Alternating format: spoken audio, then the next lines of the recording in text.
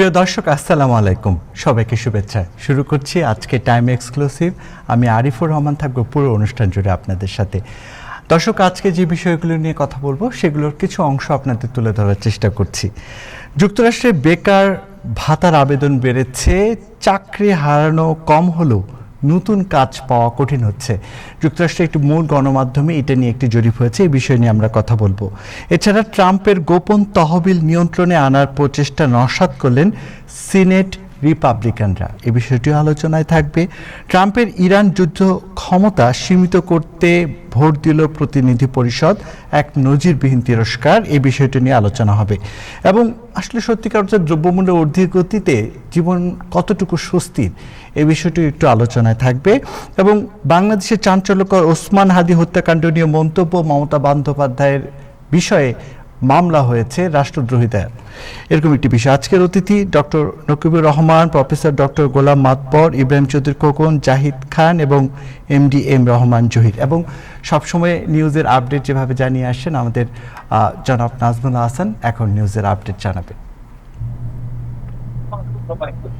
ধন্যবাদ আরিফ এবং টাইম টেলিভিশনের সকল দর্শক শ্রোতা এবং প্যানেলিস্টকে সবাইকে সালাম এবং শুভেচ্ছা। আশা করি আপনারা সবাই ভালো আছেন। আজ বৃহস্পতিবার, জুন মাসের 4 তারিখ। আজই বৃহস্পতিবার সিনেট রিপাবলিকানের ডেমোক্র্যাটদের একটি প্রচেষ্টাকে অল্পের জন্য প্রতিহত করতে সক্ষম হচ্ছে। ডেমোক্র্যাট একটা চেষ্টা চালিয়েছিলেন আজকে সিনেটে। ডেমোক্র্যাটের সেই প্রচেষ্টার লক্ষ্য ছিল যুক্তরাষ্ট্র সরকারের দ্বারা নিগৃহীত হওয়ার দাবিদার মৃতদের ক্ষতিপূরণ প্রদানের জন্য প্রেসিডেন্ট ট্রাম্প যাতে 1.776 বিলিয়ন ডলারের একটি তহবিল, সেটেলমেন্ট ফান্ড যেটাকে বলা হয়, গঠন করতে না পারেন এবং তা স্থায়ীভাবে আটকে দেওয়া, সেই চেষ্টাটি ডেমোক্রেটরা করেছিল এবং রিপাবলিকানরা সেটি নস্যাৎ করে দিয়েছেন। আজকে প্রেসিডেন্ট ট্রাম্পের ইমিগ্রেশন সংক্রান্ত বিভিন্ন নীতিমালা বাস্তবায়ন সংস্থাগুলোর অর্থায়নের লক্ষ্যে, অর্থাৎ ইউএসসিআইএস, ইংলিশ এবং custom enforcement, CBP, customs and border patrol, এই সমস্ত সংস্থাগুলোর অর্থায়নের লক্ষ্যে আইন পাশ করতে গিয়ে যখন তারা হিমশিম খাচ্ছিলেন রিপাবলিকানরা, ঠিক তখনই তারা এই পদক্ষেপ নিলেন যে ডেমোক্রেটদের একটি প্রচেষ্টাকে তারা ঠেকিয়ে দিয়েছে। ইমিগ্রেশন সংক্রান্ত বাস্তবায়ন সংক্রান্ত বিভিন্ন বিষয়ে বাস্তবায়ন সংস্থাগুলোর লক্ষ্যে পরবর্তী ধাপে অগ্রসর আগেই রিপাবলিকানদের এখনো ডেমোক্রেটদের উত্থাপিত একের পর এক সংশোধনী প্রস্তাবের কঠিন বাধার মুখেই পড়তে হবে, যদিও যা দলীয় রিপাবলিকানদের দলীয় ঐক্যের জন্য দিনব্যাপী এক পরীক্ষার ক্ষেত্র তৈরি করেছিল। সমঝোতা তহবিল অর্থাৎ সেটেলমেন্ট তহবিলের বিষয়ে আরো বেশ কিছু ভোটাভুটির পরিকল্পনা যদিও রয়েছে, যার মধ্যে রিপাবলিকানদের পক্ষ থেকে আসা প্রস্তাবনা অন্তর্ভুক্ত এবং জিওপি অর্থাৎ রিপাবলিকান নেতারা শেষ পর্যন্ত সেগুলো সবকটি প্রতিহত করে বিলটি পাশ করাতে সক্ষম হবেন কিনা তা নিয়েও এখনো স্পষ্টতা রয়ে গেছে। এর ফলাফল শেষমেশ কি দাঁড়াবে তা আমি আগে থেকে অনুমান করতে পারছি না। সিনেট কক্ষের বাইরে এসে দলের কিছু ভিন্ন মতাবলম্বী যারা এই প্রস্তাবকে সমর্থন করে না, কিন্তু রিপাবলিকান পার্টির সিনেটর সেই সমস্ত সদস্যদের সাথে আলোচনার ফাঁকে সাংবাদিকদের এই কথা বলেছেন সিনেটের মেজরিটি পার্টির নেতা, সংখ্যাগরিষ্ঠ দলের নেতা জন থুন।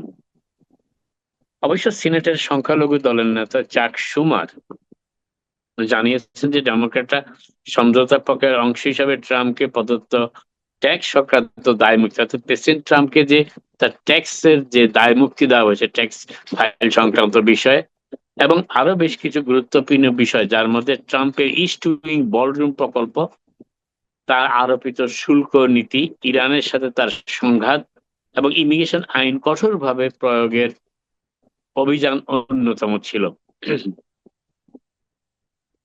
এ নিয়ে সিনেটে ভোটাভুটির আয়োজন করতে চায় এবং সেই ভোটাভুটির একটির পর একটি সংশোধনী প্রস্তাব আর একের পর এক ভোটাভুটির মাধ্যমে রিপাবলিকানদের শেষ পর্যন্ত আমেরিকার জনগণের কাছে জবাবদিহি করতে হবে এই প্রক্রিয়া চালু রাখতে, এবং এমনই মন্তব্য করেছেন সিনেটের সংখ্যালঘিষ্ঠ দলের নেতা ডেমোক্রেট চাক শুমার। এদিকে ভারপ্রাপ্ত অ্যাটর্নি জেনারেল টড ব্ল্যাঞ্চ এই সপ্তাহে বলেছিলেন যে ওই ওই তহবিলটি অর্থাৎ সেই ১.৭৭৬ বিলিয়ন ডলার অর্থাৎ $১৭৭৬ মিলিয়ন তহবিলটি আর সামনে এগুবে না, তিনি বলেছিলেন টড ব্ল্যান্স অফিসে গতকাল বুধবার। অনেক রিপাবলিকান সিনেটর জানান যে তার এই মন্তব্যে তারা সন্তুষ্ট। তবে প্রেসিডেন্ট ট্রাম্প কিছুক্ষণ পরেই তা আর অনুসরণ করেনি। যিনি সাম্প্রতিক সপ্তাহগুলোতেও সিনেটর রিপাবলিকানদের সঙ্গে নানা বিষয়ে মতবিরোধে জড়িয়েছেন। গতকাল বুধবার বিকেলেই টড ব্ল্যান্সের বক্তব্যের কিছুক্ষণ পরেই ওই সমঝোতার ভবিষ্যৎ নিয়ে নতুন করে সংশয় সৃষ্টি করেছেন প্রেসিডেন্ট ট্রাম্প। ইমিগ্রেশন বিলের উপর বিতর্ক শুরুর পক্ষে সিনেটের ভোট গ্রহণের ঠিক পরপরই তিনি সাংবাদিকদের বলেন যে এই সমঝোতাটি অত্যন্ত গুরুত্বপূর্ণ এবং এটি পুরোপুরি বাতিল হয়ে গেছে কি নাকি কেবল স্থগিত রয়েছে সে বিষয়ে তিনি বলেন, আমি জানি না। অর্থাৎ ১.৭৭৬ বিলিয়ন ডলার যে বিলটি এই নিয়ে যে সমঝোতা হয়েছিল সেটি বাতিল হয়েছে না স্থগিত হয়েছে এই বিষয়ে প্রেসিডেন্ট সম্পূর্ণভাবে জানেন না। তিনি বলেছেন যে এই বিষয়ে আমাকে আইনজীবীদের জিজ্ঞেস করতে হবে, এমনও মন্তব্য করেছেন প্রেসিডেন্ট ট্রাম্প। কিন্তু তার এই মন্তব্যের পরেই রিপাবলিকানরা ডেমোক্রেটদের যে প্রস্তাব উত্থাপন করা হয়েছে আর সিনেটে এটি স্থায়ীভাবে নাকচ করে দেওয়ার জন্য সেই প্রস্তাব তারা পাশ করতে দেননি। সেই প্রস্তাব তারা শেষ পর্যন্ত ডেমোক্রেটদের প্রস্তাবটি পাশ হয়নি রিপাবলিকানদের ঐক্যবদ্ধ অবস্থানের কারণে সিনেট রিপাবলিকানদের।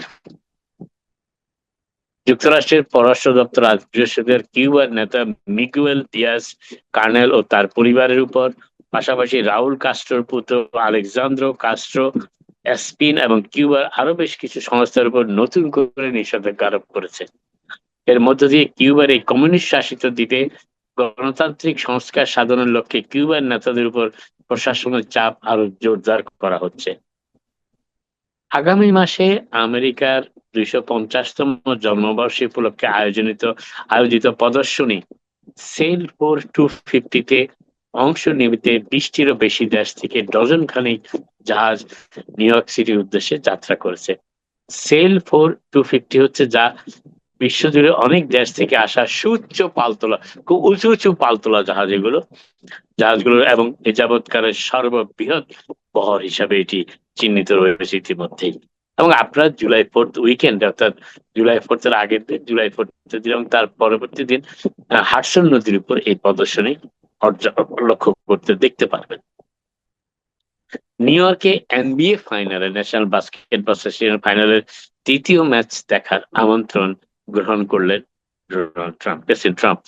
আজ বৃহস্পতিবার প্রেসিডেন্ট ট্রাম্প জানিয়েছেন যে আগামী সপ্তাহে সোমবার ম্যাডিসন স্কয়ার গার্ডেনে এনবিএ ফাইনালের একটি ম্যাচ দেখার জন্য নিউ ইয়র্ক নিক্সের মালিক জেমস ডোলানের কাছ থেকে পাওয়া আমন্ত্রণ পত্র তিনি গ্রহণ করেছেন।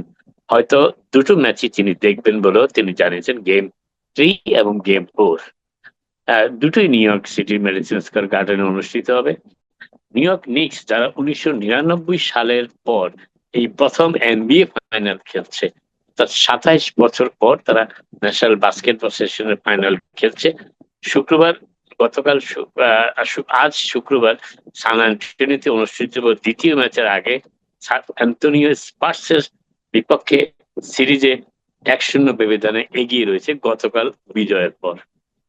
গতকাল বুধবার প্রথম ম্যাচে নিউ ইয়র্ক নিক্স এর 14 পয়েন্টের ব্যবধানে পিছিয়ে পড়েও ঘুরে দাঁড়িয়ে পাওয়া জয়টি ছিল এই পোস্ট সিজনে নিউ ইয়র্ক নিক্সের টানা দ্বাদশ বিজয়। আর মাত্র কয়দিন পরেই 11 জুন আনুষ্ঠানিকভাবে শুরু হচ্ছে যুক্তরাষ্ট্র, মেক্সিকো এবং কানাডায় বিশ্বকাপের সবচেয়ে বড় খেলার আসর বিশ্বকাপ ফুটবল। এই বিশ্বকাপ উপলক্ষে নিউ ইয়র্ক সিটি জুড়ে স্থানীয় রেস্তোরাঁগুলোতে $26 খাবারের প্রচার চালাচ্ছেন মেয়র জোহরান মামদানি। মামদানি সুন্দর খেলাটির একজন বিশাল ভক্ত বটে, আর খাবারের সাথে এই খেলাটির যে সংযোগ রয়েছে তাও তিনি অত্যন্ত পছন্দ করেন এবং সেই জন্যই এই $26 খাবারের প্রচারে তিনি স্বয়ং নেমেছেন। তবে মামদানি কি নিজে কোনো বিশ্বকাপের ম্যাচ দেখতে যাবেন? এমন প্রশ্ন ছিল সিবিএস নিউজের এক সাংবাদিকের। মেয়র মামদানির জবাব ছিল, আমি এখনো বিষয়টি নিয়ে নিজেই হিসাব করছি, তবে যদি আমি যাই তবে আমি সাধারণ মানুষের ভিড়েই থাকতে চাইব। জানানি তো এটি উপভোগ করার এর চেয়ে ভালো কোনো উপায় আর নেই। অর্থাৎ মাঠে বসে দর্শকদের মাঝখানে থেকে এই খেলা উপভোগ করাই সবচেয়ে সেরা, তার মতে, মেয়র মামদানির মতে। আর এই মুহূর্তে তিনি বলেছেন সমগ্র নিউ ইয়র্ক সিটি জুড়ে যে আমেজ বিরাজ করছে, বাস্কেটবলে নিউ ইয়র্ক নিক্স দল এবং ফুটবলের বিশ্বকাপ, সব মিলিয়ে পুরো নিউ ইয়র্ক সিটি যেন উত্তেজনায় টগবগ করছেন, সাংবাদিককে বলেছেন মেয়র মামদানি। শেষ করছি New York City mayor Zohran মামদানির জনসমর্থন রেটিং বা সর্বশেষ জনমত জরিপের একটি ফলাফল দিয়ে, যেটি এবং নিউ ইয়র্ক সিটির বাসিন্দারা তার মেয়র সম্পর্কে কি ভাবছেন। নিউ ইয়র্ক সিটির মেয়র হিসাবে এক অপ্রত্যাশিত নির্বাচনী বিজয় অর্জনের পথে জোহরান মামদানি বেশ কিছু প্রতিশ্রুতি দিয়েছিলেন।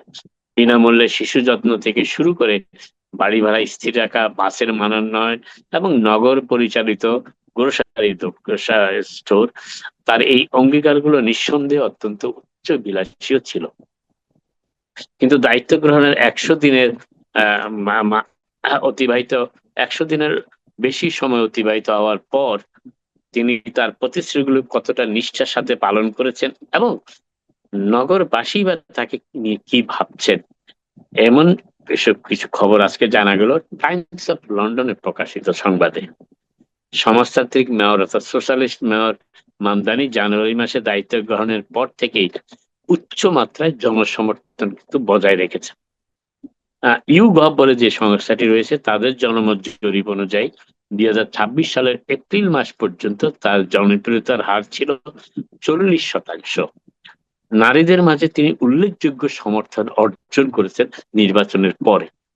2025 সালের অক্টোবর মাসে যেখানে মাত্র 28% নারীর তার সম্পর্কে ইতিবাচক ধারণা ছিল, 2026-এর এপ্রিল মাসে তা বেড়ে 39% এসে দাঁড়িয়েছে। গত বছরের মতোই তরুণ নিউ ইয়র্কবাসীদের মাঝে মামদানি সর্বাধিক জনপ্রিয়। তবে বেবি বুমার প্রজন্মের মাঝে তার জনপ্রিয়তা বৃদ্ধির হারই ছিল সর্বোচ্চ, যা 21% থেকে বেড়ে এখন 35%-এ গিয়ে ঠেকেছে। মানুষ কি তার কাজের অনুমোদন দিচ্ছে? এমন প্রশ্ন ছিল টাইমস অফ লন্ডনের খবরে। মামদানি যে বর্তমানে তার মেয়াদের হানিমুন পিরিয়ড বা সুবর্ণ সময় অবস্থান করছেন তাতে কোনো সন্দেহই নেই। দায়িত্ব গ্রহণের 100 দিনেরও বেশি সময় অতিবাহিত হওয়ার পর অধিকাংশ বাসিন্দা মনে করেন যে শহরের পরিস্থিতির উন্নতি ঘটেছে। মারিস্ট ইনস্টিটিউট অফ পাবলিক অপিনিয়ন, যারা মারিস্ট পোল পরিচালনা করে, তাদের তথ্য মতে 2026-এর এপ্রিল মাসে তার কাজের অনুমোদনের হার ছিল 48%। তাদের জরিপে দেখা গেছে 55% প্রাপ্ত বয়স্ক মানুষ মনে করেন যে নিউ ইয়র্ক সিটি সঠিক পথেই এগিয়ে যাচ্ছে। জরিপে অংশগ্রহণকারীদের 70%-এরও বেশি মানুষ বলেছেন যে মামদানি একজন কঠোর পরিশ্রমী ব্যক্তি। অন্যদিকে 61% মানুষ বিশ্বাস করেন যে তিনি নিউ ইয়র্ক শহরের সকল বাসিন্দার প্রতিনিধিত্ব করার লক্ষ্যই কাজ করে যাচ্ছেন। ব্রুকলিন এবং ম্যানহাটনে তিনি বিশেষ জনপ্রিয় হলেও স্ট্যাটেন আইল্যান্ডের বাসিন্দাদের মাঝে তিনি এখনো পর্যন্ত সেভাবে প্রভাব বিস্তার করতে পারেননি।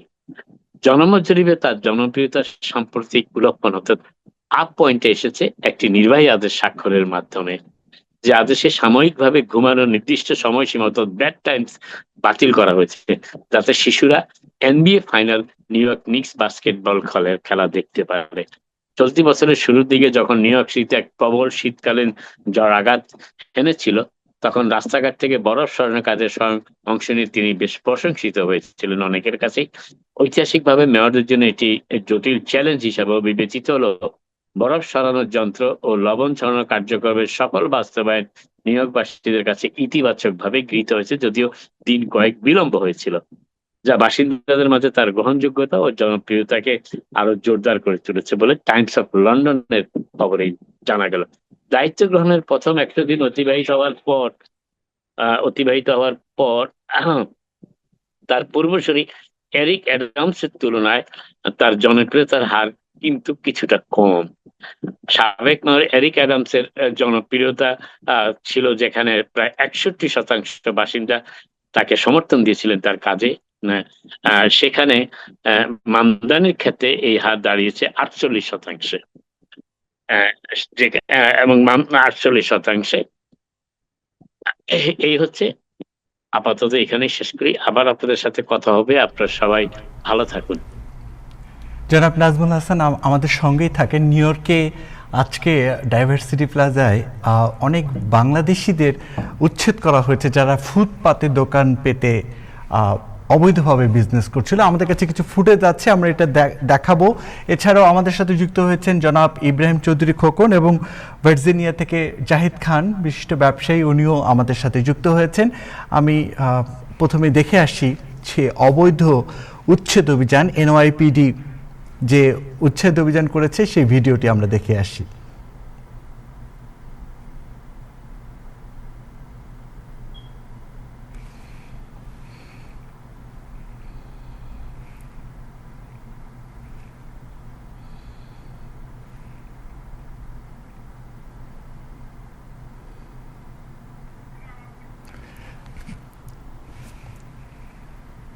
এখানে জনাব ইব্রাহিম চৌধুরী খোকন, আপনি দেখছেন যে কিভাবে করে উচ্ছেদ করা হচ্ছে, এবং জনাব নাজমুল হাসান আপনিও দেখছেন। আমরা কথা চালিয়ে যেতে পারি যে এইভাবে করে অবৈধভাবে, যেখানে বলা আছে যে এইভাবে করে কোনো মানে রাস্তায় দোকান করা যাবে না, তারপরেও অনেক বাংলাদেশি এইভাবে করে অবৈধভাবে পসরা সাজিয়ে তারা দোকান করেছিল, ফলের দোকান, কাপড়ের দোকান।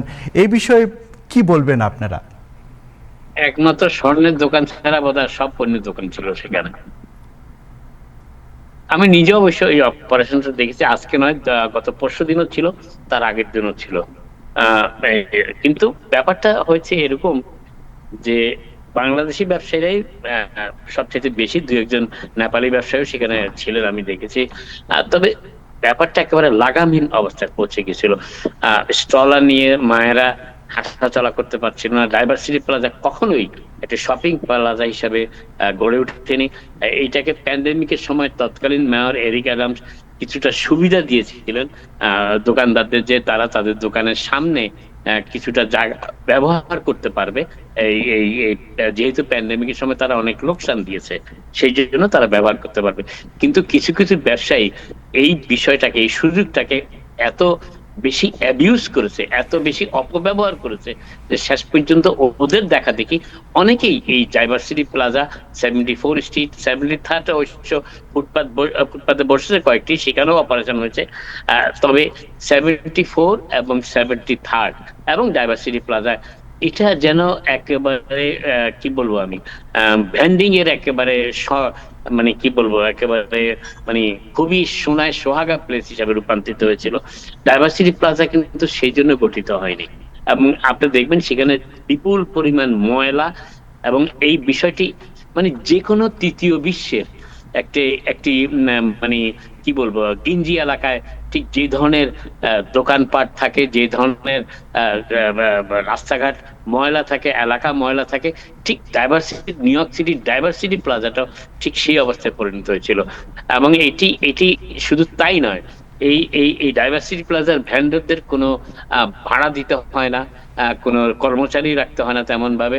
কিন্তু তারা যে ক্ষতিটা করেছেন, যেখানে কয়েক হাজার হাজার ডলার দিয়ে যারা ভাড়া নিয়ে দোকান করেন, তাদের ব্যবসার যে 12টা বাজিয়েছেন, এতে আমি মনে করি এই ব্যবস্থাটি আরো অনেক আগেই গ্রহণ করা উচিত ছিল। আর আমাদের বাংলাদেশিদের একটা ব্যাপার আমি বলি, যে তারা যখন কোনোখানে কেউ ছিদ্র দিয়ে, সুইচ দিয়ে ছিদ্র করেন, সেটাকে টানেল বানিয়ে ফেলেন, এমন অবস্থা করেন, এবং একের পর এক তারা আসেন এবং রাস্তায় হাঁটা যায় না। এবং এই অভ্যাসটা শুধুমাত্র আমি লক্ষ্য করেছি বাংলাদেশিদের মধ্যেই খুব বেশি, যে যেখানে আইন মেনে না চলার একটা সংস্কৃতি, এই বিশেষ করে নিউ ইয়র্ক সিটির ব্যান্ডিং ল, নিউ ইয়র্ক সিটির স্ট্রিট ল, এগুলি মেনে না চলার একটা সংস্কৃতি আমাদের বাংলাদেশিদের মধ্যে গড়ে উঠেছে। বিশেষ করে যারা, আপনি লক্ষ্য করবেন, শুধু জ্যাকসনাইট কেন বলি, আপনি জামাইকাও হাঁটতে পারবেন, না যেখানে। এবং এই জিনিসগুলো আমি মনে করি সময় এসেছে এই জিনিসগুলোকে সামাল দেওয়ার। আর যেখানে আমি যতটুকু জানি যে এই ধরনের কাজকর্ম নাগরিক জীবনের জন্য এক চরম অস্বস্তিকর অবস্থা সৃষ্টি করে অনেকের জন্যই। বিশেষ করে রাস্তাঘাটে চলার সময় মায়েদের খুব অসুবিধা হয়, তাদের সন্তানদের দিয়ে ট্রলার নিয়ে চলতে পারেন, অনেক সময় ধাক্কা খেয়ে পড়ে যান, আঘাতপ্রাপ্ত হন। এবং এই বিষয়গুলো আরো জোরালো ভাবে কমিটির ভিতর থেকেই এনওয়াইপিডি কিংবা ল এনফোর্সমেন্টের বাধা দেবার আগেই কমিটির ভিতর থেকেই ক্ষোভটা আসা উচিত ছিল আর বেশি করে। আপনি ডাইভার্সিটি প্লাজাটা, আমি ডাইভার্সিটি প্লাজা শুরু থেকেই দেখি এটি আগে একটা সড়ক ছিল।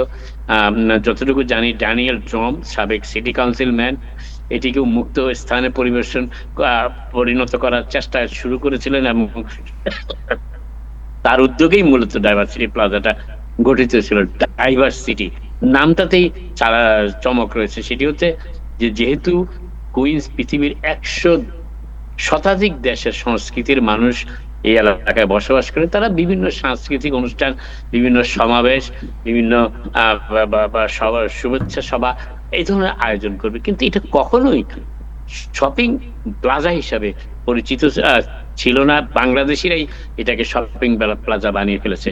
আমি মনে করি এই বিষয়টির সমাধান হওয়া উচিত, এই বিষয়টি যাতে আর না গড়ায়, পুলিশকে যাতে ঘন ঘন অহরহ না আসতে হয়, এবং যারা অনেকে অনেক পণ্য সামগ্রী হারিয়েছেন, অনেক অর্থ নষ্ট হয়েছে, সেটির কোনো প্রয়োজন ছিল না।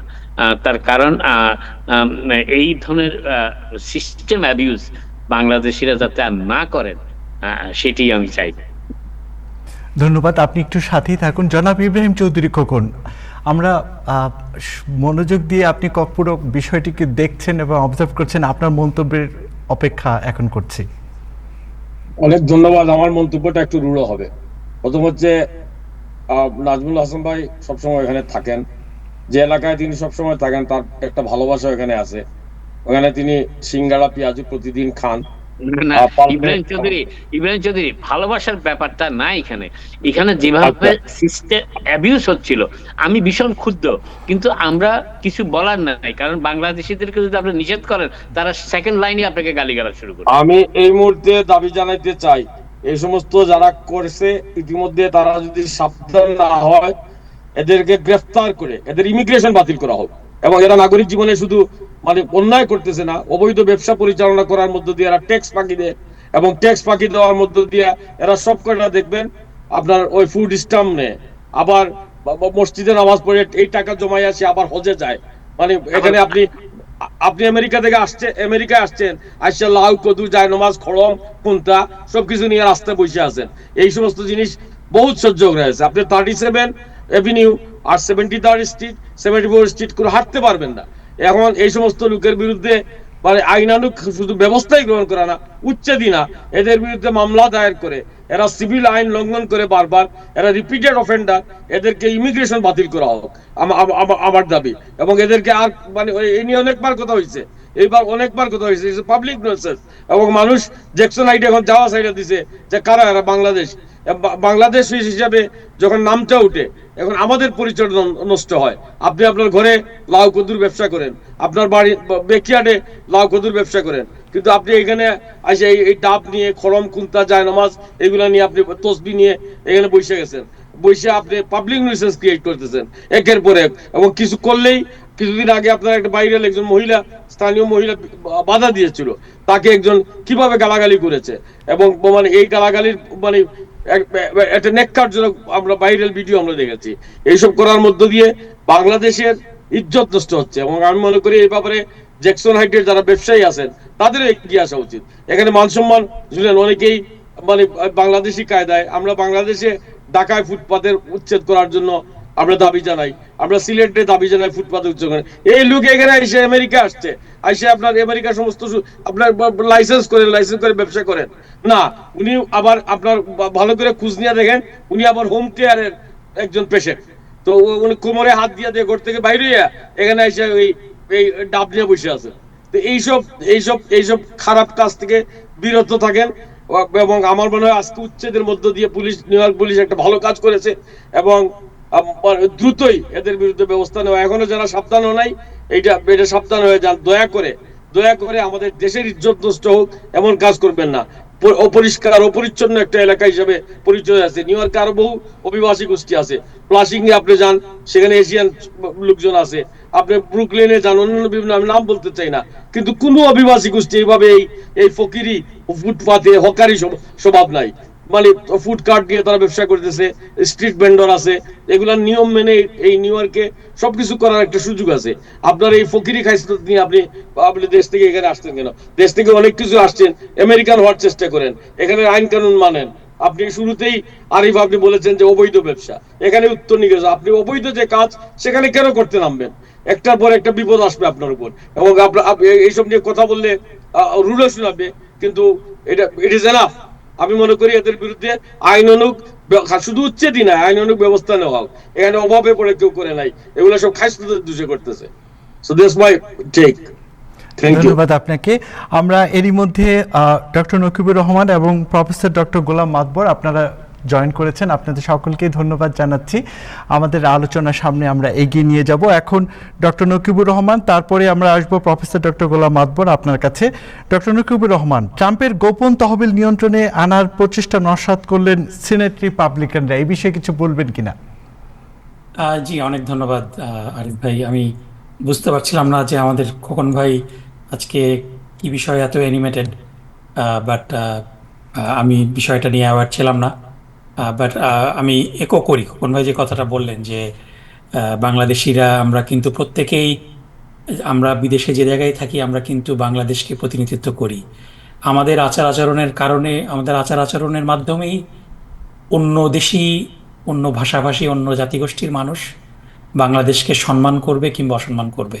সুতরাং আমাদের প্রত্যেকেরই আমাদের সেই নিজেদের ওজনটাকে বোঝা উচিত, এবং নিজেদের দেশের প্রতি যেন অন্য মানুষের অসম্মান না করতে পারে এই বিষয়টা টেক কেয়ার করা উচিত। আমাদের আচার আচরণে সংযত হতে হবে, আমাদের আইন কানুন মেনে চলতে হবে, এবং এটার মাধ্যমেই কিন্তু আমরা সত্যিকার দেশপ্রেমের পরিচয় দিতে পারবো। তো আমরা ট্রাম্পের যেই ওয়েপেনাইজেশন, অ্যান্টি ওয়েপেনাইজেশন ফান্ড, যেটার কথা হয়তো আমরা এর আগেও বারবার আলোচনা করেছি, যে ট্রাম্প $1.8 বিলিয়ন একটা ফান্ড কংগ্রেসের কাছে চেয়েছিলেন।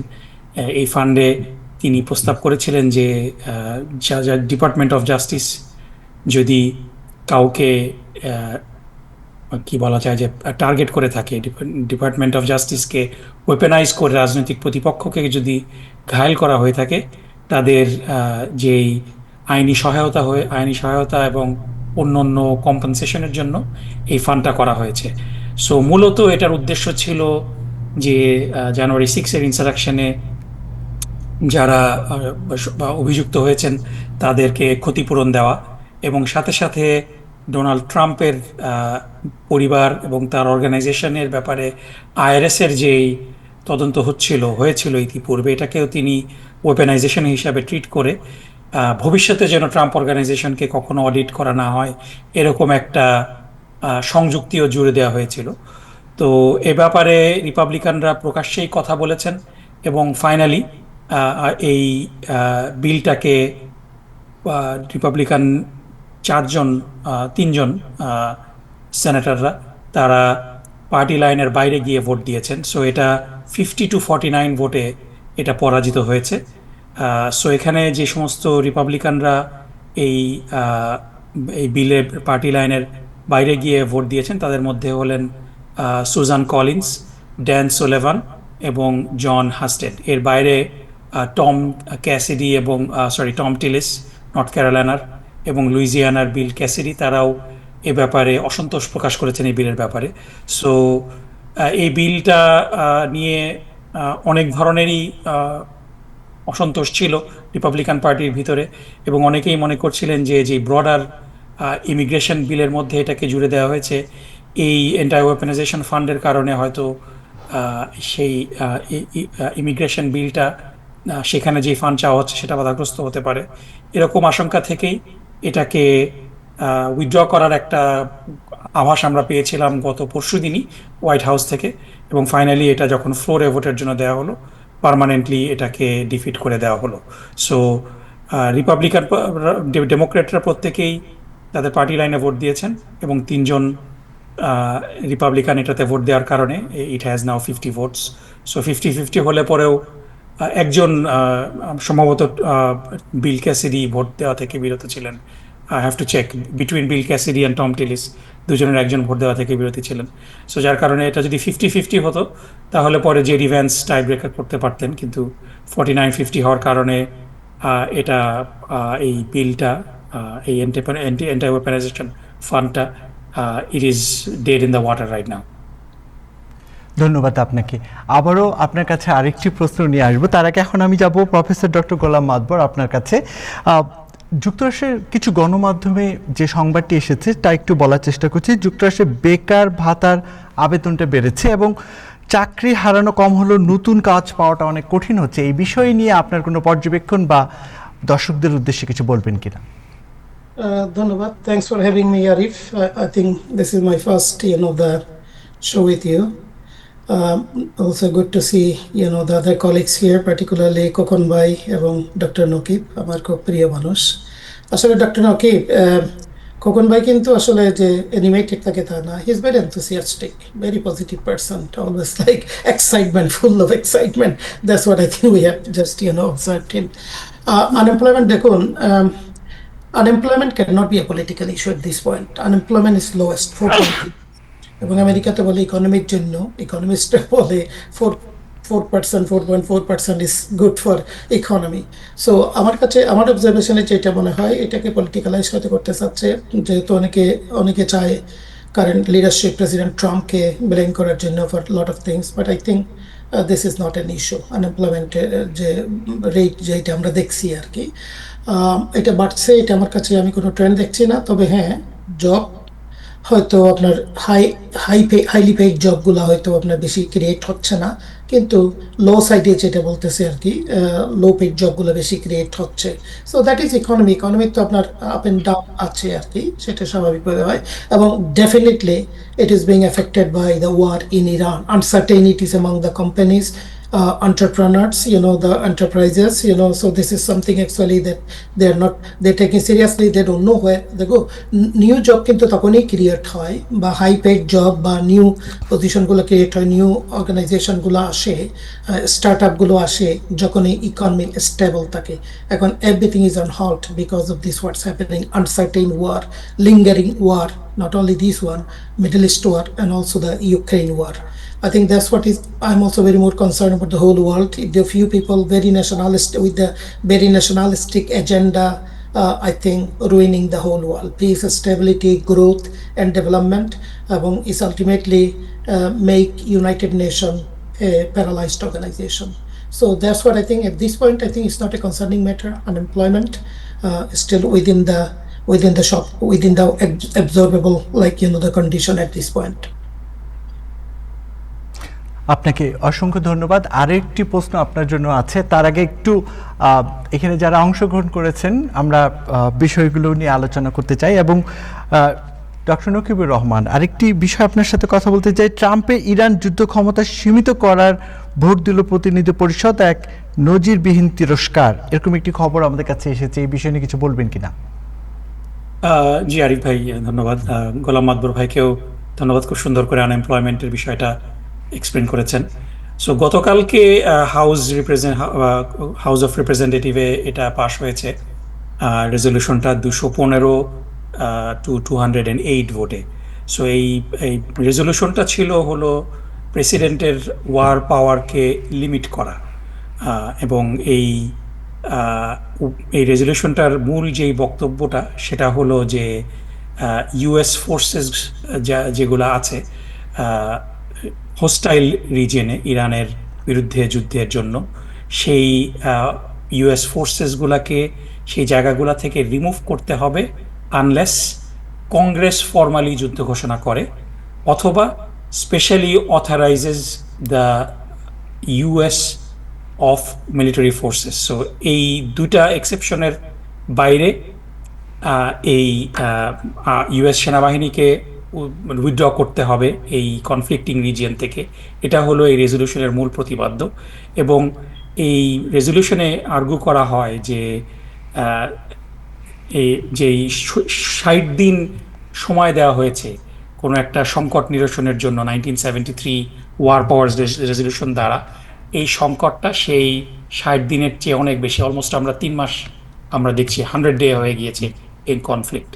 সো এই কারণে এই রেজলিউশনটা খুব ইম্পর্টেন্ট। এবং এখানে আরও একটা বিষয় হলো যে আমরা এখন যেই হাউস সেশনটার মধ্যে আছি, হাউস কিন্তু is control by Republican. So সেখানে এরকম একটা রেজলিউশন পাস হওয়াটা এটা কিন্তু খুবই সিগনিফিক্যান্ট। এবং এটার এই কারণে হয়েছে যে 4জন রিপাবলিকান কংগ্রেসম্যান এই রেজলিউশনের পক্ষে ভোট দিয়েছেন। তাদের মধ্যে একজন হলেন কেন্টাকির সেই বিখ্যাত কংগ্রেসম্যান থমাস মেসি, যাকে হারানোর জন্য প্রায় $10 মিলিয়ন বেশি খরচ করেছে এই প্যাক। তিনি এটাই তার শেষ টার্ম, কিন্তু স্টিল তিনি ডিসেম্বর পর্যন্ত কংগ্রেসম্যান এবং তিনি তার ভূমিকা রেখে যাচ্ছেন। এর বাইরে ব্রায়ান ফিটজপ্যাট্রিক, ওয়ারেন ডেভিডসন এবং টম ব্যারেট, এই 4জন রিপাবলিকান কংগ্রেসম্যান ভোট দিয়েছেন। এখন এটার ইমপ্লিকেশনটা কি? এই রেজলিউশনটা যেহেতু এটা কনকারেন্ট রেজলিউশন, এটার জন্য সেনেটেও এটা পাস হতে হবে, কিন্তু it doesn't need presidential approval. So সেনেটে এটা পাস হওয়ার সম্ভাবনাটা খুবই ক্ষীণ, যদিও আমরা এন্টাই ওয়েপেনাইজেশন ফান্ডটাকে আমরা পরাজিত হতে দেখেছি। কিন্তু এগেন 51 ভোট পাওয়া কিংবা 50 ভোট পাওয়া, যদি কোনো একটা রিপাবলিকান সেনেটর অ্যাবস্টেইন থাকে, এটা আশা করাটা একটু খুবই অপটিমিস্টিক হবে। But still it is a significant move যে কংগ্রেস এবং White House is not on the same page as far as Iran war is concern. So it is মানে এটার সিম্বলিক ভ্যালুটাও অনেক বেশি। এবং সেনেটেও যে এটা একেবারে মানে আমরা ধরে নিচ্ছি যে এটা পাশ হয়ে মানে এটা ইট উইল বি ডিফিটেড, এরকমও না। দেয়ার মাইট বি ভেরি মানে কি বলা যায় যে বর্ডার লাইন ভোট হতে পারে, বিকজ সুজান কলিন্স খুবই মানে একেবারে কি বলা যায় যে খুবই কম্পিটিটিভ একটা রেসের মধ্যে আছেন। অলরেডি ডোনাল্ড ট্রাম্প এক্সিস্টিং আরও একজন কংগ্রেসম্যানকে খুব অ্যানয় করেছেন, প্যাক্সটনকে এন্ডোর্স করে, যিনি টেক্সাসে প্রাইমারিতে জয়লাভ করেছেন। সো সেখানে জন কর্নেন, তিনি this is his last term, so তিনি কীভাবে ভোট দিবেন। টম টেলিস, নর্থ ক্যারোলাইনার congressman, he is not running for re-election. Joni Ernst, আইওয়ার, তিনিও রি-ইলেকশন সিক করছেন না। So it will be interesting to see. মানে এটা মানে ইটস নট, আমরা মানে একেবারে সার্টেনিটি নিয়ে বলতে পারি না যে ইট will B definitely defeated in the senate, but let's see. আপনাদের ধন্যবাদ প্রফেসর ডক্টর গোলাম মাতবর এবং ডক্টর নকিবুর রহমান, ইব্রাহিম চৌধুরী খোকন, নাজমুল ভাই, সবাই আছেন। আমরা এর মধ্যে একটু ভার্জিনিয়ার একজন স্বনামধন্য ব্যবসায়ী জাহিদ খান, উনি সেখানকার ব্যবসায়িক স্বস্তি অর্থাৎ জনজীবনে কতটুকু স্বস্তি আছে এইগুলো নিয়ে একটু কথা বলবো। তারপরে আমরা একটু বাংলাদেশের একটি বার্নিং ইস্যু, মমতা বন্দ্যোপাধ্যায় সম্প্রতি যে মন্তব্য করেছেন এবং এটা নিয়ে বেশ উত্তাপ ছড়াচ্ছে এবং তার নামে রাষ্ট্রদ্রোহিতার মামলাও হয়েছে, এই বিষয়টি নিয়ে আপনাদের সাথে একটু কথা বলবো। তার আগে একটু জাহিদ খানের কাছে যেতে চাই। আপনাকে ধন্যবাদ আমাদের সাথে যোগ দেওয়ার জন্য। এবং আপনি কি একটু বলবেন যে আসলে আপনার সেখানকার জনজীবনে কতটুকু স্বস্তি, দ্রব্যমূল্যের তো ঊর্ধ্বগতি সহ বিভিন্ন রকম সমস্যার কথা আমরা শুনেছি। ধন্যবাদ আরিফ ভাই এবং এখানে উপস্থিত সবাইকে সালাম। নাজমুল ভাইকে দেখতে পাচ্ছি, অনেক বিজ্ঞ জার্নালিস্ট, প্রথম সারির, নিউ ইয়র্ক মানে পুরো যুক্তরাষ্ট্রে আমি বলবো। তো আপনি আসলে এমন একটা ব্যাপার নিয়ে আপনি আমাকে প্রশ্ন করছেন, আমি যেটা এখন সবার মুখে মুখেই, তো এটা আসলে এই মূল্য বৃদ্ধিটা এটা শুরু হচ্ছে 21 থেকে, 2021 প্যান্ডামিকের পর থেকে শুরু হচ্ছে, এবং এটা দিনে দিনে বাড়তেছে এবং এমন বাড়া মানে এভরি ইয়ারই বাড়তেছে। তো আমরা আসলে ভীত, আমরা খুবই ভীত, যেভাবে হচ্ছে এটা শেষ কথা আমরা জানি না। আমরা যখন মূল্য বৃদ্ধিটা, আমি যখন ছোটখাটো আমাদের স্মল বিজনেস, আমি যখন দেখেছি যে আগে বাড়তো আপনার এভরি ইয়ার, হয়তোবা কোনো একটা, মনে করেন একটা এক্সাম্পল দিই, একটা জুসের প্রাইস হয়তোবা 5 সেন্টস করে পারতো বা 10 সেন্টস এরকম, এর বেশি কখনো যেত না। তো এই প্যান্ডামিকের পরে দেখলাম এগুলো সব ডাবল হয়ে গেছে এবং এভরি ইয়ার বাড়তেছে, মানে $1, $2, যেটা আমি আমেরিকা এত বছর আমি আমেরিকার ইতিহাসে দেখি নাই কখনো। তো এটা স্ক্যারি পার্ট। আর এটা কেন হইতেছে, প্রথমে আমি বলবো যে আমি মনে করি যে এটা মহামারীর পরে বিশ্ব ব্যাপী সরবরাহ ব্যবস্থাটা মনে হয় দুর্বল হয়ে পড়েছিল। দ্বিতীয়ত জ্বালানির ব্যাপার আছে এখন, যেটা আরো রিসেন্টলি তীব্র হচ্ছে। তৃতীয়ত আপনার শ্রমিক সংকটে একটা বড় ব্যাপার। চতুর্থ বলবো যে এই আবাসনের ব্যাপারে সব জায়গায় বাসা ভাড়া বেড়ে যাচ্ছে। তো আন্তর্জাতিক একটা অস্থিরতা আছেই আমাদের এখানে। তো এগুলোর বড়ভাবে আমাদের এখানে প্রভাব ফেলছে। Small business sufferer, so many small business mom and pop সব বন্ধ হয়ে যাচ্ছে। ইভেন গত বছর আমি দেখছি 650 7-Eleven আমাদের নর্দার্ন ভার্জিনিয়া এরিয়াতে ক্লোজ হয়ে গেছে। তো হুইচ ইজ স্কেরি পার্ট। আর মানুষের জীবনযাত্রায় ব্যয় এত বেড়ে গেছে যে মানে মধ্যবিত্তরা এখানে প্রবলেমের মধ্যে আছে সবচেয়ে বেশি। আপনার যারা নিম্ন আয়ের তারা হয়তো বা সরকারি থেকে সুবিধা নিতে পারতেছে কিছু, আর যারা রিচ তারা হয়তো বা ব্যালেন্স করে চলতে পারতেছে। কিন্তু মধ্যবিত্ত যারা আছেন তারা এটা এই মূল্য বৃদ্ধির কারণে তারা সবচেয়ে বেশি কোণঠাসা। তো আমাদের এখানে আমি আমাদের নর্দার্ন ভার্জিনিয়া এলাকায় আমি দেখতেছি সো মেনি স্টোর ক্লোজ হয়ে যাচ্ছে, স্মল বিজনেস। আর তার মধ্যে তো জব প্লেস হচ্ছে, লেড অফ হচ্ছে, মানে সব দিক দিয়ে আসলে খুব প্রবলেম দেখা দিতেছে আর কি, এই মূল্য বৃদ্ধির কারণে। আপনি অনেকটাই তুলে ধরার চেষ্টা করেছেন। এবার বাংলাদেশে যে বিষয়টি উত্তাপ ছড়াচ্ছে এবং লাস্ট ইনকলাব মঞ্চ মমতা বন্দ্যোপাধ্যায়ের, তৃণমূলে মমতা বন্দ্যোপাধ্যায়ের বক্তব্যের পর ইনকলাব মঞ্চ বিশেষভাবে সংবাদ সম্মেলন করে বিষয়টি নিয়ে বিশেষভাবে উদ্বেগ প্রকাশ করেছে। আমি এখানে প্যানেলে যারা যারা আছেন অনুরোধ করব, প্রথমে প্রফেসর ডক্টর গোলাম মাতবর আপনাকে বলবো, তারপর আপনারা যারা যারা আছেন এই বিষয়টিকে সামনে আরো কত দূর আগাবে, অর্থাৎ মমতা বন্দ্যোপাধ্যায় এরই মধ্যে তার নামে রাষ্ট্রদ্রোহের মামলাও হয়েছে, আজকে যে সংবাদ আমরা পেয়েছি, বিষয়টি কত দূর গড়াবে বলে আপনি মনে করেন? আমি জাহিদকে একটু প্রশ্ন করতে চাই। জি, সেটা হচ্ছে যে জাহিদ যে এলাকায় থাকে যতটুকু আমি জানি সেখানে মধ্যবিত্ত সংখ্যাই বেশি বাংলাদেশিদের, উচ্চবিত্ত তো অনেকেই আছে। তো নিম্নবিত্ত বলতে যারা মানে বিভিন্ন সরকারের সুযোগ সুবিধার উপর নির্ভরশীল, তাদের খুব একটা কম অংশ জাহিদ যে এলাকায় থাকে সেখানে থাকে। তো মধ্যবিত্ত যে প্রেশারটা, সেই প্রেশারটার কারণে ওইখানকার বাংলাদেশিদের যে কি অবস্থা সেটা যদি একটু সিনোপসিসটা সে দিত। মানে মধ্যবিত্তের অবস্থাটা কি? হ্যাঁ, মধ্যবিত্ত, কারণ ওইখানকার যারা ক্রেতা তাদের একটা বড় অংশই মধ্যবিত্তের মধ্যে, কিছুটা উচ্চ মধ্যবিত্তও বলা যায়, কারণ যারা হাইটেক ইন্ডাস্ট্রিতে জব করেন, যে এলাকাটা কথা আপনি উল্লেখ করেছেন, যে আপনি যে এলাকায় থাকেন বলে আমি জানি সেই কথাটা বলছি। তো এই ক্ষেত্রে ডিফারেন্স, যেমন আমাদের নিউ ইয়র্কে কিন্তু এক ধরনের পরিস্থিতি, ওইখানকার কি পরিস্থিতি সেটা আমি বলার চেষ্টা করছি। এখানকার এখন তারা হয়তো বা যেটা আমার ব্যবসায় দেখতেছি, আগে যারা 100 টাকার বাজার করতেন তারা হয়তো বা এটা এখন কমায় নিয়ে আসছেন অনেক। আমি আমার ব্যবসা থেকে আমি বলতেছি, যেটা আমি আপনার একটা জাস্ট এক্সাম্পল দিই, যেই মাসে আমি হয়তো আগে 20,000 টাকা বানাতাম সেখানে এখন হচ্ছে ইভেন মানে খরচ করার ব্যাপারে তারা যথেষ্ট সতর্কতা অবলম্বন করছেন এবং সঞ্চয় করতে পারতেছেন না, কমে গেছে এবং কাইন্ড অফ হার্ডশিপেই যাচ্ছে সবাই। কোন পণ্যের দাম সবচেয়ে বেশি বাড়তেছে? কোনটা বাড়ে? নিউ ইয়র্কে আমরা দেখি, যাই যদি উদাহরণ বলতে পারি, নিউ ইয়র্কে দুটো প্রোডাক্ট খুব অলমোস্ট এভরি উইকে বাড়তেছে। একটা হচ্ছে গরুর মাংস, প্রায় এভরি উইক এটার 50 সেন্টস থেকে 75 সেন্টস করে বেড়ে যাচ্ছে। চিকেনের দাম লেটলি বাড়া শুরু করছে, এবং ভেজিটেবলস, বিশেষ করে ওকরা সহ যেগুলো আমরা বাংলাদেশিরা নিয়মিত খেয়ে থাকি। যেমন আমি একটু উদাহরণ দেই, লাউ, ইট ওয়াজ 99 সেন্টস থেকে 129 ছিল, এখন ইট ইজ 249, 299। আমি আপনার সেই এলাকায় এই কোন জিনিসটার মানে মূল্য বৃদ্ধিটা খুব বেশি হার্ট করছে?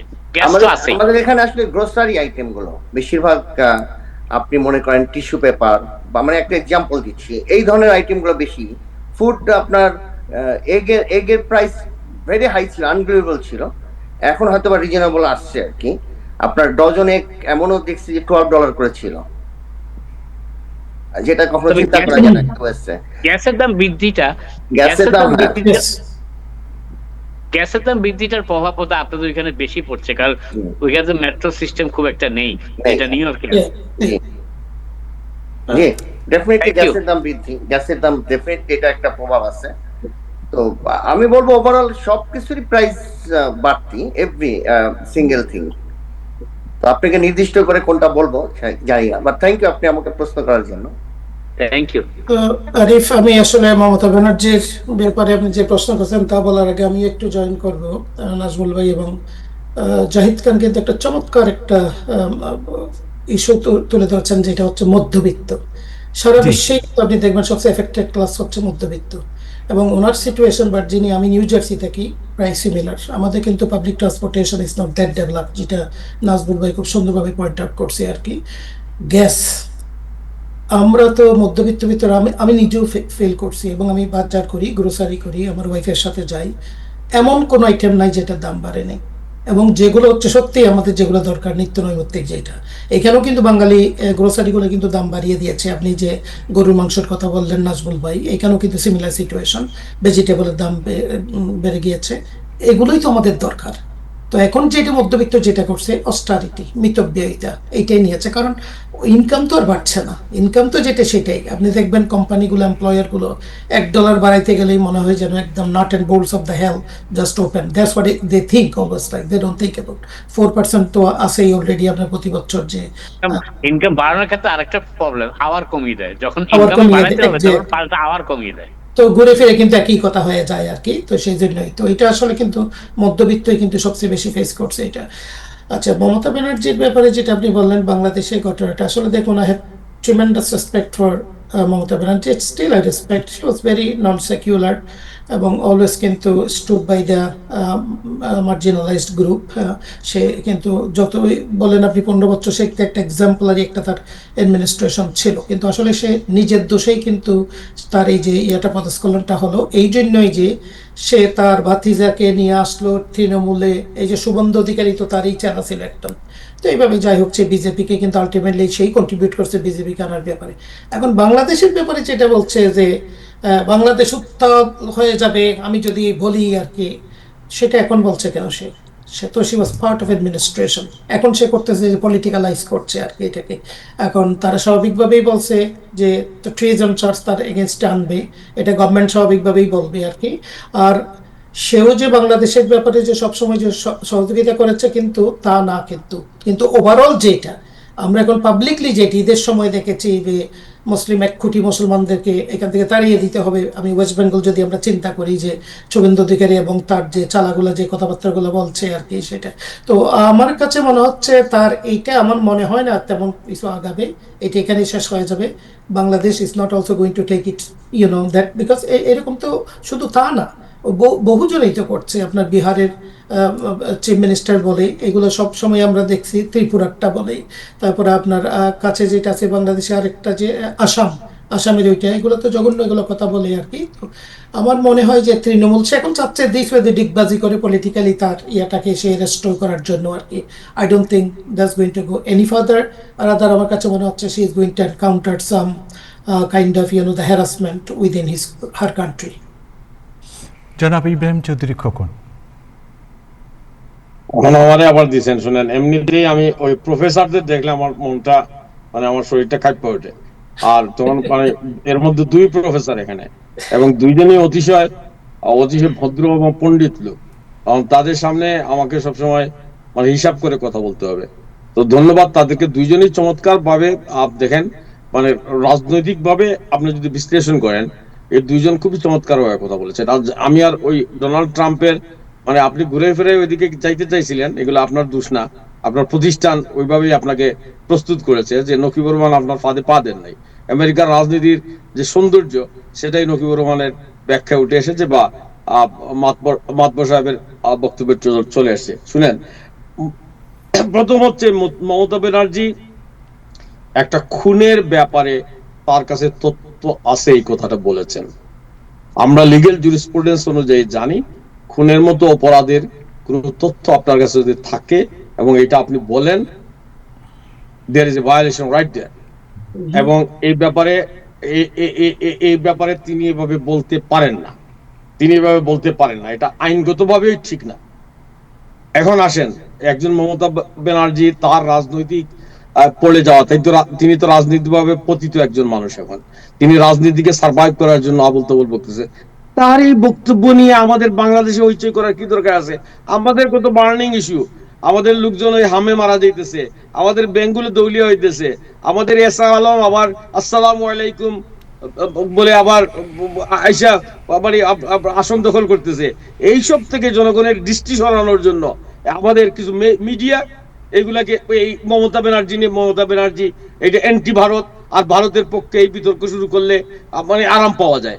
আমাদের দেশ নিয়ে আমরা কথা বলবো, এই মমতা ব্যানার্জির সামান্য একটা কথায় মানে সারা বাংলাদেশের সমস্ত মিডিয়া হামলে পড়বে তার উপর, এটা কি আসে যাবে? আপনি মমতা ব্যানার্জি কিছু করতে পারবেন? উনি উনার রাজনৈতিক ভাবে সার্ভাইভ করার জন্য কি বলবেন না বলবেন উনি দেখেন। আমরা এটাই বলতে পারি যে মমতা ব্যানার্জি, আপনি একটা খুনের ব্যাপারে যদি জানেন, আপনার একজন মানুষ হিসাবে এবং একজন সরকারের দায়িত্বশীল মন্ত্রী হিসাবে আপনি যা বলেছেন এটা নিন্দনীয়। আপনি সেই তথ্য আইন শৃঙ্খলা বাহিনীকে দেওয়া দরকার এবং আমাদের বাংলাদেশ সরকারের সাথে এই ব্যাপারে তথ্য বিনিময় করা দরকার। That's it, that's final. আমরা আমাদের ইস্যু নিয়ে কথা বলবো। আপনি দেখবেন বাংলাদেশের মিডিয়া খুললে, আপনার ওই টক শো গুলো খুললে, যে কেউ সুজা হয়ে, কেউ আমার মতো কুজা হয়ে বসে, এর মধ্যে নানান পেশার লোকজন আইসা একটা বিরাট সারিন্দাবাজ দিতে শুরু করছেন। আপনার এই সারিন্দাবাজান বাংলাদেশের বার্নিং ইস্যুগুলো নিয়ে, বাংলাদেশের অর্থনৈতিক অবস্থা খারাপ, কেমনে মোকাবিলা করবেন? বাংলাদেশের ব্যাংকগুলো যে লুট হয়ে গেছিল, এই টাকা পয়সা কি হইলো? এই যারা লুট করছে তাদেরকে আবার কি পুনর্বাসন করার ব্যবস্থা করতেছেন? আমাদের এই যে হামের টিকা, হাম নিয়ন্ত্রণ হইতেছে, এগুলো আপডেট জানান। আমাদের মানে অর্থনৈতিক অবস্থাটা কি, এইসব বিষয়ে জানান। আমাদের মানে উন্নয়ন কি থমকে গেছে, এইসব কথা জানান। আমাদের দ্রব্যমূল্যের দাম কি নিয়ন্ত্রণে আছে? এইসব আমাদের দেশের বিষয় নিয়ে আমরা কথা বলবো। আমাদের দেশের রাজনীতির অবস্থা ভালো না, আমাদের স্টেবিলিটি, এইসব নিয়ে কথা বলবো। আমাদের সহমর্মিতা, এগুলা নিয়ে আমরা দেশটা কেমনি করবো। আমরা এই মমতার উস্কানিতে আমরা পা দিব কেন? ধন্যবাদ আপনাকে। ডক্টর নকিবুর রহমান। না, খোকন ভাই তো বলেই ফেললেন আসলে। মানে I honestly agree with him wholeheartedly যে আমরা আমাদের সমস্যা নিয়ে আমরা কথা বলবো। মমতা ব্যানার্জি কি বললেন এটা তো আমাদের জন্য মুখ্য বিষয় না। আমাদের সমস্যাগুলো আমাদেরই সমাধান করতে হবে, এবং এই সমস্যার যে মূল কেন্দ্র সেটা হলো শহীদ হাদির এতদিন হয়ে গেল, 6 মাসের উপরে হয়ে গিয়েছে, কিন্তু এখনো পর্যন্ত এই বিচার কাজে আমরা কোনো অগ্রগতি দেখছি না। এটা খুবই দুর্ভাগ্যজনক।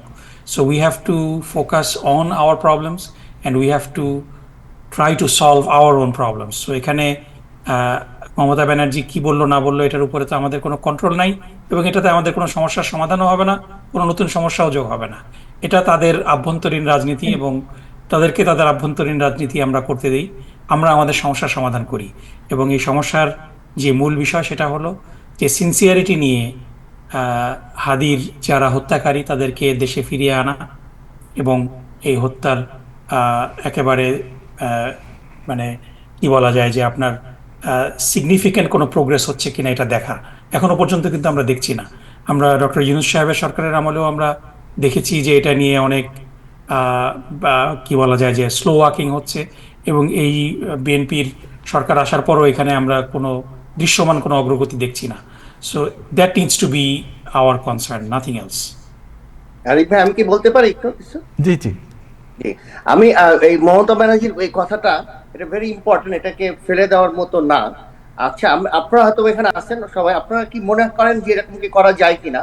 আমাদের গভর্নমেন্ট যদি ওখানে, যেহেতু একটা খুনের ক্লু তার কাছে আছে, তো যেটা আমরা আমেরিকায় দেখতেছি এবং বিভিন্ন জায়গায় দেখি, স্থাপনা করে ওখানে বাংলাদেশে কি কোনো এখতিয়ার আছে ওখানে কেস করে এইটা ওনাকে স্থাপনা করে যে কে, আপনি যেহেতু উনি জানেন কে এটার সাথে জড়িত, তো এটা কি করা যায় কিনা? বাংলাদেশ সরকার অবশ্যই এই বিষয়ে অলরেডি, যেহেতু বিষয়টি বাংলাদেশ সরকারের নলেজে আছে, আমার মনে হয় প্রয়োজনীয় ব্যবস্থা যদি প্রয়োজন হয় তারা সেটা গ্রহণ করবে। এখন বাংলাদেশের একটি ভাইরাল ইস্যু নিয়ে আপনাদের সবার সাথে আমি একটু ডিসকাস করতে চাই।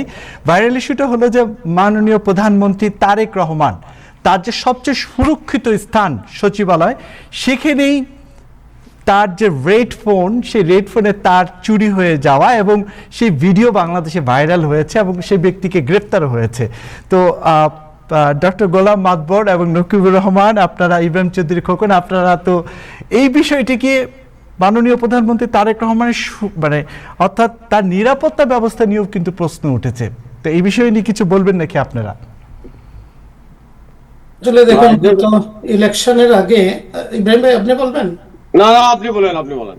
গত ইলেকশনের আগে আমি বিশেষ করে তিনটা জিনিস ফোকাস করছিলাম, যে জনগণও তাই ফোকাস করছিল, কিন্তু ইলেকশনে তো রেজাল্ট আমরা অন্যভাবে দেখলাম আর কি, যে করাপশন, ক্রাইম, এগুলো, মানি লন্ডারিং এবং এই যে চাঁদাবাজি, এই ক্রাইমটা আপনার, এটা আমরা কিন্তু আজ পর্যন্ত কিন্তু কোনো কন্ট্রোল করতে পারি না। পার্টি বদল হয় কিন্তু এই চাঁদাবাজিও কিন্তু থাকে। সে আওয়ামী লীগকে বহুভাবে আমরা বলছি, এখন কিন্তু বিএনপির সময় এই চাঁদাবাজি কিন্তু কমে নাই। তো এর ভিতরে যে অন্যান্য ক্রাইমগুলো আপনি দেখুন, এই যে একটু আগে বলতেছিলাম আমরা যে মমতা ব্যানার্জির ব্যাপারে সাগররণী হত্যা মামলা, এগুলো কোথায়? এগুলো কিন্তু কোনো কোনো কোনো কোনো ক্লোজার হয় না। কিন্তু আমি জাস্ট একটা এক্সাম্পল দিলাম, যে যেহেতু মিডিয়া পার্সোনালিটি দুইজন, it doesn't go anywhere. Somewhere একটা অশুভ শক্তি আছে, যে অশুভ শক্তিটাকে এগুলোকে কন্ট্রোল করে, একটা সিন্ডিকেটের মতো আমার কাছে মনে হয়, যে business people involved in politics, এবং যে খেলাপি ঋণ বা যেটা আমরা দেখছি ব্যাংকগুলোকে শেষ করে দেওয়া। সো এই যে একটা সিন্ডিকেট গ্রুপ আছে, এরাই কিন্তু এর পিছনে।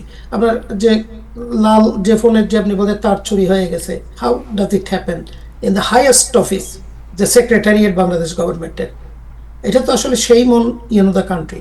সো পুলিশ প্রশাসনের এখানে দেখা যায় যে যেভাবে হোক কেন তাদের কিন্তু একটা প্রোয়েক্টিভ ভূমিকা আমরা দেখি না। যে অনেক সময় আমরা শুনি যে 48 ঘন্টার ভিতরে পুলিশ কিন্তু চাইলে কিন্তু আপনার সবগুলো কিন্তু দমন করতে পারে ক্রাইম, কিন্তু হয় না কেন? পুলিশও বলে এটা, রাজনৈতিক ব্যক্তিত্ব অনেক সময় বলে, কিন্তু এটা হয় না। কিন্তু এই যে দেখেন, এটার একটা এক্সাম্পল, এটা সর্বক্ষেত্রেই কিন্তু এগুলো যাচ্ছে না। অর্থাৎ নৈতিকতার দিক দিয়ে আমরা বোধহয় অনেক পিছিয়ে আছি, এবং আইনের শাসন যেটা আমরা বলি সেটা আমরা প্রয়োগ করি না, এবং দোষী হলে somehow this way that way কিন্তু দেখা যাচ্ছে তারা পার পেয়ে যাচ্ছে। তো আপনি যদি একবার যদি ইল্ড অপরচুনিটি, এই ধরনের সুযোগ যদি একবার দিয়ে দেন, অর্থাৎ মানুষকে যদি আপনার এইভাবে যদি ফ্রি যেতে দেন, যে পানিশমেন্ট না হয়ে বা তাদেরকে আইনের সামনে না এনে, স্বাভাবিকভাবে এটা তো বাড়তে থাকবে। এটা বাড়তেছে, আমাদের কমছে না। কিন্তু আপনার, আপনি গভর্নমেন্ট বদলাচ্ছে, মানুষ বদলাচ্ছে, লিডার বদলাচ্ছে, কিন্তু আপনার এই ক্রাইম রেট, করাপশন যে এগুলো কিন্তু কন্টিনিউয়াসলি হচ্ছে। So this is nothing exception to it, it will happen more. এবং if we are not going to be proactive, political will, পলিটিশিয়ানরা somehow they are in their vested interest, তারা somehow তাদের কিন্তু ওই গ্রুপগুলোর থেকে কিন্তু নিজেকে আপনার ডিস্টেন্স করতে পারে না। মনে হয় যেন ক্ষমতার মধ্যে বোধহয় তারাই আছে, যে ওই লোকগুলোকে দিয়ে আর কি।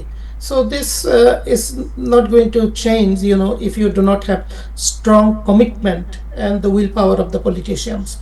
Politician আমি এটাই বলছি, তারাই আইন বানায়, তারাই কিন্তু আইন প্রয়োগ করে, এবং এক্সিকিউটিভ ব্রাঞ্চ তারাই কিন্তু আইনটাকে আপনার মেনটেন করে এবং সেটা ইভালুয়েশন করে। So this is not going to change if we do not have a proactive measures from all those the arenas that I mentioned, and the leader and entities, they need to be proactive in this area. Doctor Nakibur Rahman. না, কথা সব চলে এসছে। মানে আমি যখন এই নিউজটা দেখলাম যে প্রধানমন্ত্রীর কার্যালয় থেকে লাল ফোনের তার চুরি হয়েছে, I honestly thought that it's a satire post. এটা যে সত্যি হতে পারে, এ ধরনের ঘটনা যে ঘটতে পারে, মানে এটা মানে বিশ্বাসযোগ্য মনে হচ্ছিল না। সো খুবই দুঃখজনক। এবং গোলাম মাতবর ভাই যেটা বলেছেন যে বাংলাদেশের যে জুলাই বিপ্লব হয়েছে, এই জুলাই বিপ্লব যে শুধুমাত্র শেখ হাসিনার একজন ব্যক্তির বিরুদ্ধে হয়েছে সেটা না, এটা হলো গত 15-20 বছরের পুঞ্জীভূত ক্ষোভের একটা বহিঃপ্রকাশ। এবং এই বহিঃপ্রকাশটা ছিল ক্ষমতার অপব্যবহার, দুর্নীতি, মানি লন্ডারিং থেকে শুরু করে সব কিছু, এবং ফাইনালি যে ছাত্রদেরকে হত্যা করা হয়েছে, সবগুলা কিন্তু কানেক্টেড। সো আমরা আইন শৃঙ্খলা পরিস্থিতির উন্নতি কিন্তু খুব বেশি দৃশ্যমান দেখছি না। আমরা দুর্নীতির লাগাম কিন্তু টেনে ধরতে দেখছি না, বরং কিছু কিছু ক্ষেত্রে আবার সেই পুরনো প্রেতাত্মারা ফিরে আসছে। মানি লন্ডারিং নিয়ে আমরা কত কথা শুনেছি, অথচ সেই এসালমদেরকে সুবিধা করে দেওয়ার জন্য জুলাই সনদের বাস্তবায়ন না হওয়া, তারপরে হলো ব্যাংকিং রিফর্মটাকে মেনে না নেওয়া, এটাকে ব্যাকট্র্যাক করা এবং এর মাধ্যমে পুরনো মালিকদের হাতে ফিরে দেওয়া, এবং আমরা সর্বশেষ দেখছি যে ইসলামী ব্যাংককে আবার এসালামের হাতে তুলে দেওয়ার একটা চেষ্টা। সো এই জিনিসগুলা মানে খুবই দুঃখজনক। এবং এই প্রধানমন্ত্রীর লাল টেলিফোনের তার চুরি হওয়া, এটাও কিন্তু চারটিখানি বিষয় না। এটা ইচ্ছে মানে আমরা যদি মানে লজিস্টিক্যাল কথাও বাদ দেই, যে এই লাল phone is a secured line, এই সিকিউরড লাইনের তার কিভাবে চুরি হয়, মানে দুর্নীতিটা কোন পর্যায়ে পৌঁছে গেলে এরকম ঘটনা ঘটে, এবং প্রধানমন্ত্রীর নিরাপত্তাও কি কম্প্রোমাইজড হয়ে যাচ্ছে, এগুলো তো অনেক আশঙ্কা হচ্ছে এখন। সো এই সব কিছুর মূলে এখনো পর্যন্ত আমরা 100 দিনে যদি এই বিএনপি সরকারের কোনো সিলভার লাইনিং আমরা দেখি, সেটা হলো যে আমরা প্রধানমন্ত্রী জনাব তারেক রহমান কিন্তু মার্জিত আচরণ করছেন, মার্জিত কথা বলছেন, এবং তিনি সবার কথা শুনছেন, এবং যারা তার সাথে দেখা করছে তারা প্রত্যেকেই বলছেন যে তিনি শোনেন, কিন্তু শোনাটা যথেষ্ট না, হি নিডস টু লিড। এবং এই তিনি যদি লিড করতে ব্যর্থ হন, তখন কিন্তু বাংলাদেশ ক্ষতিগ্রস্ত হবে, আমরা সবাই ক্ষতিগ্রস্ত হব। সো আমি আশা করব যে জনগণ তার উপরে যে দায়িত্ব দিয়েছে, এই দায়িত্বটা তাকে অ্যাক্টিভলি পালন করতে হবে। এটা থেকে খুশি হলো কি বেজার হলো এটা বড় বিষয় না, দুর্নীতির লাগাম ধরতে যদি তিনি না পারেন, তাহলে কিন্তু পুরো বাংলাদেশই ক্ষতিগ্রস্ত হবে। সুতরাং আমাদের সবারই উচিত এই দুর্নীতি, আইন শৃঙ্খলা পরিস্থিতি, এই সব কিছু যাতে উন্নত হয়, এটার জন্য সবার সব ধরনের যতটুকু অ্যাবিলিটি আছে এই ভয়েস রেজ করা, যে আমরা নিজেদের টাকা পয়সা ভারী হবে, আমাদের দলের এজেন্ডা বাস্তবায়ন হবে, এগুলার দিকে লক্ষ্য না রেখে ওভারঅল দেশে যেন দুর্নীতি আবার ফেরত না আসে, মানে কি বলা যায়, মানি লন্ডারিং যেন ফেরত না আসে, এই ব্যাপারে সবাইকে সচেতন হতে হবে এবং সরকারকে বাধ্য করতে হবে যাতে করে সরকার একটা নতুন বাংলাদেশের যেই প্রমিস নিয়ে জুলাই হয়েছে, সেই প্রমিসটাকে যেন বাস্তবায়ন করতে পারে। জনাব ইব্রাহিম চৌধুরী খোকন। অনেক ধন্যবাদ আরিফ। শুনেন, ওই লাল টেলিফোনের যে তার, এটা যে নিয়ে গেছে সে এটা বিক্রি করে আর কত পাবে? আমার মনে হয় সে এটা মজুদ রাখতেছে, এটা সে লাল বাতি জ্বালানোর জন্য যে তারটা দরকার হবে এটার জন্য সে মজুদ রাখছে। তো এখন এই সমস্ত ছোটখাটো তারের বিষয়গুলো যদি সামাল দিতে না পারেন, তাইলে এই লাল বাতি জ্বলতে বেশি সময় লাগবে না, ওই লোকটাই ওইটা লাল বাতি জ্বালানোর জন্য ওই তারটা ব্যবহার করবে। আমি এখানে এই বক্তব্য শেষ করতেছি। জাহিদ সাহেবের প্রশ্নের উত্তরে আমি বলি যে উনি বলতেছেন মমতা ব্যানার্জিকে কি আমরা আমাদের দেশে মামলা করে বা কোনোভাবে সফিনা করতে পারে, আমাদের আইন সেটা পারমিট করে না। কিন্তু আন্তর্জাতিক নিরাপত্তা চুক্তির তদন্ত পর্যায়ে কোনো ঘটনার তদন্তের জন্য আমাদের আইন শৃঙ্খলা বাহিনী সেই পর্যন্ত রিচ করার ব্যবস্থা আছে। এটা রাষ্ট্র টু রাষ্ট্র যোগাযোগ হবে, এবং সেটা মমতা ব্যানার্জি না, এটা ভারতের সরকারের সাথে, মানে ইট ইজ এ দীর্ঘ প্রসেস, বাট মানে বড় বড় ঘটনায় তদন্ত কার্যে এই সময় লাগলেও এটা সম্ভব তার সাথে আলাপ করা আমাদের গোয়েন্দা বিভাগের। এখন প্রশ্ন হচ্ছে যে হাদির গ্রেফতার, সাগর নুরির প্রসঙ্গ আসছে। শুনেন, এই হাদি অনেকেরই রাজনৈতিকভাবে অপছন্দ হতে পারে, সে যেই হোক, আমরা দীর্ঘদিন চিৎকার করেছি ইলিয়াস আলীকে রাতের অন্ধকারে গায়েব করা হয়েছে। এখন দিনের বেলায় গুলি করে, তাও তো এই যে অন্তর্বর্তীকালীন সরকারের সময় যে ছেলেটারে মারা হলো, সেই ছেলের মানে হত্যাকারী বিচার হবে না, তদন্ত কোন পর্যায়ে আছে আপনাদের জানাবেন না? এটা তো সরকারের ফেলিয়ার, এটা অন্তর্বর্তীকালীন সরকারের ফেলিয়ার, এই সরকারের ফেলিয়ার এখন পর্যন্ত।